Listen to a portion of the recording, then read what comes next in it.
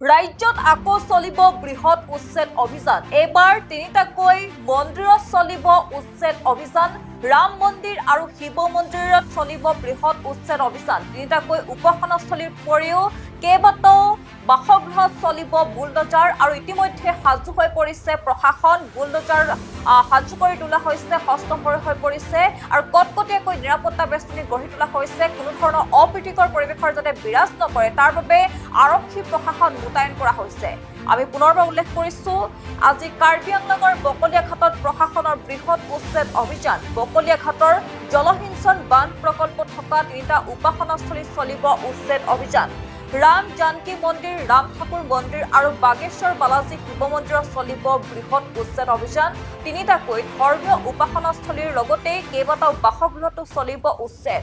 পূৰ্বেই অবৈধভাৱে দখল কৰি থকা লোকক শীঘ্ৰে স্থান ত্যাগৰ দিছিল নিৰ্দেশ আৰু উচ্ছেদৰ বাবে ইতিমধ্যে হস্ত হৈছে আৰক্ষী প্ৰশাসন, সাজু কৰি তোলা হৈছে বুলডজাৰ। আৰু বিগত সময়ছোৱাত উক্ত স্থানত থকা এটা নামঘৰতো প্ৰশাসনে চলাইছিল অভিযান। এইবাৰ তিনিটাকৈ মন্দিৰত চলিব অভিযান, উচ্ছেদ অভিযান।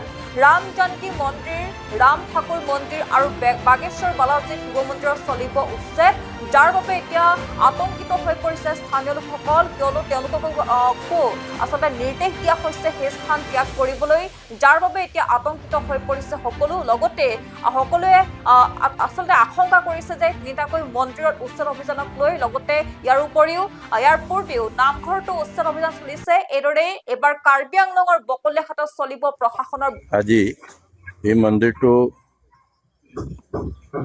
ইয়াত যদি ভঙাও হ'ব, এটা অন্য ঠাইত এই মন্দিৰটো স্থাপন কৰা এটা ঠাই দিয়া হৈছে। তাৰ বাবে আমি অলপ আশা যে এইখিনি ঠাইত, নতুন ঠাইত মন্দিৰখন ধুনীয়াকৈ ৰাজ্যৰ সহযোগত নিৰ্মাণ হ'ব।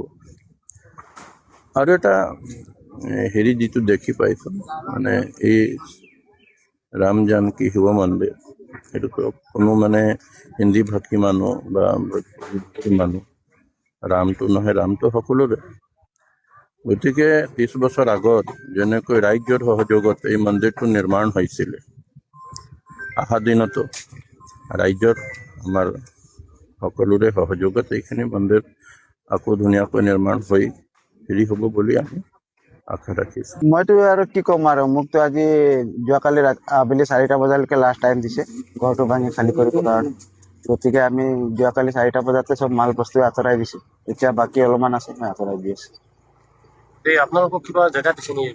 নাই, জেগা দিয়া নাই, আমাক জেগাও দিয়া নাই।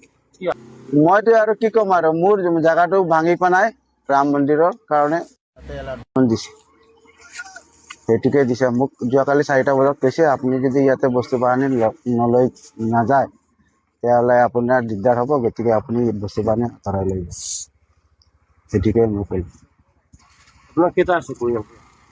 আমালোকৰ এনেতো এতিয়া 4 ঘৰমান আছে। এতিয়াতো 2 ঘৰত মাটিটো এলাটমেণ্ট হৈছে, 2 ঘৰে এতিয়া ভাঙা পৰিছে, ৰূপৰ ঘৰ আৰু। ইয়াত এখন কাউন্সিল আছে, পৰিষদ আছে, ডক্টৰ তুলিয়াৰাম আছে, কিবা আহ্বান জনাব নেকি?